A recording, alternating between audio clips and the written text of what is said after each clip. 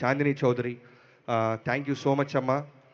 నువ్వు హీరోయిన్గా ఉంటూ కూడా కలర్ ఫోటో లాంటి ఒక గొప్ప నేషనల్ అవార్డ్ ఫిల్మ్ చేసి నేను కథ చెప్పగానే ఎగ్జైట్ అయ్యి మా సినిమా మీద ప్రేమతో బాలకృష్ణ గారి మీద అభిమానంతో నువ్వు వచ్చావు. Thank you so much.